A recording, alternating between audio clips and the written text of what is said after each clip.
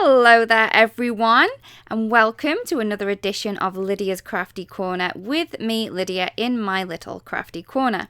So today I'm going to be sharing with you this card, and it uses a technique that allows you to use your stencils and use them with some watercolors as well. So it's a really great technique and does stretch your supplies. So to start with, I'm going to be using the Mega Rose stencil, and this is a very pretty stencil. It's 6x6, so it will cover a normal card base. So I'm just going to place it into a little box, and I'm using some spray adhesives. Now this is repositionable adhesive. You are going to want repositionable adhesive because then you're going to be able to remove the stencil later on. I'm then going to adhere this stencil down again with the repositionable adhesive facing onto my watercolor cardstock, which is 4 1/4 by 5 1/2, and I'm then going to just take this down onto my watercolor palette. To start with, I'm just going to add a tiny bit of water to the top of my stencil, just so the water can help the colours mix around later on. I'm then going to add some Rubelite, some Autumn Blaze and some Warm Sunshine inks from the watercolour markers just to my palette, and then I'm going to start colouring. So the watercolour markers that I am using are from the Spring Garden set, and they are some of my favourites, and these blend together perfectly because they're all close together on the colour wheel. They will blend really, really prettily, and you're not going to get any mucky colours with these ones. I do recommend that when you are mixing watercolours, you do keep your colours close together on the colour wheel. This means it's not going to blend and go into like mucky brown colours. So this, if you're after blending colours together, do try to stick them close together on the colour wheel, and then you're going to get some really great results that way. So as you can see, I'm just going to keep adding watercolours into my stencil. Remember that I have wet this, but I do add a little bit of more water as I go along. And I'm adding the Rubelite, which is the red colour closest to the base of the petals. Then adding some of that beautiful orange, which is the Autumn Blaze, in as well, just to add a little bit of definition and difference to my petals. And then I'm adding some Warm Sunshine with a little bit of water around the edge of the petals to give me that really pretty look. So as you can see, I'm just going to keep going, doing one petal at a time. And I do move some of the ink from some petals just into the other one, just to give it a lighter look. So maybe you've added a bit too much ink into them. You can quickly and easily scoop that ink that you don't want in that petal over to the next one with your brush. I am using the largest brush from Altenew. This is one of my favourites. I do love having a really thick brush, and I don't tend to use mine as a watercolour brush, so I don't have any water in the barrel.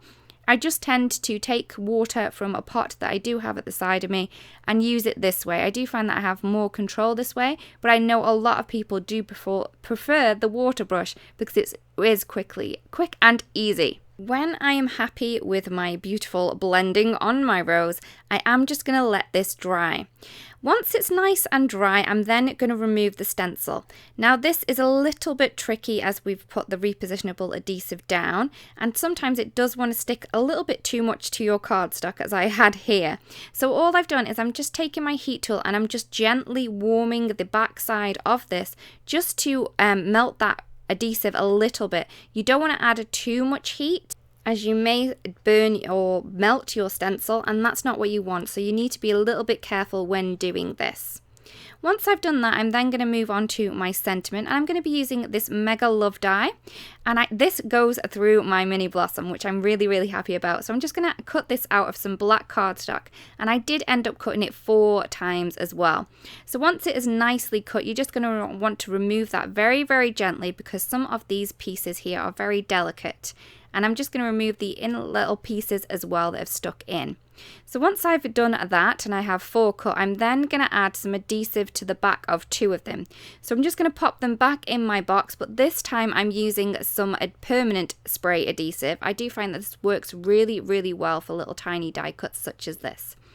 Once I've done that, I'm just going to add these together. So I'm just adding one of the sticky ones on top of one that wasn't sticky, and then adding the second sticky one on top of this as well. I'm then going to add some more permanent adhesive to the top of the ones that we've already stacked. So I'm not adding any adhesive at all to the one that's on the top. So this is going to make it much cleaner. I'm then going to move on to the second part of my sentiment. I'm adding a little bit of baby powder down onto my black cardstock. So this is going to help the embossing powder not stick where I don't want it. I'm then going to take one of the sentiments from the Love You So Mush stamp set. I love this stamp set, it's really quite fun. And all I'm going to do is I'm going to pop my sentiment into place, and I'm going to ink this up twice using my embossing ink. I do like to stamp twice with my embossing ink because I do find that this helps really a lot when doing the embossing to keep it nice and crisp and perfect.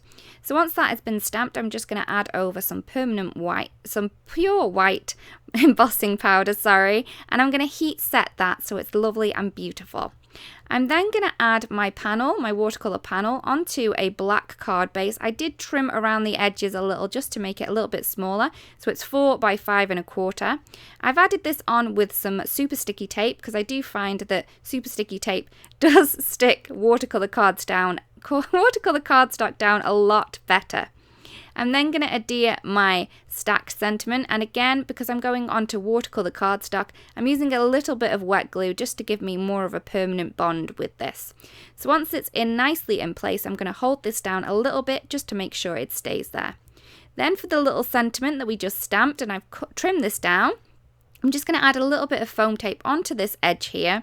Reason being, it's going over this stack sentiment and I didn't want that lifting up too much there. And there is the card complete. I really do hope that you like the card and that you've enjoyed the video as well. I think this is a really great way to stretch your supplies and allow you to be able to work with stencils with your watercolors in this way as well. So thank you so much for watching, everyone. I really do hope that you've enjoyed the video. If you do want to watch any more videos that we have uploaded to the channel, please subscribe so you don't miss out on any. There are a couple more videos here for you to watch if you would like to as well. Again, thank you so much for watching, and I'll see you again really, really soon. Bye bye.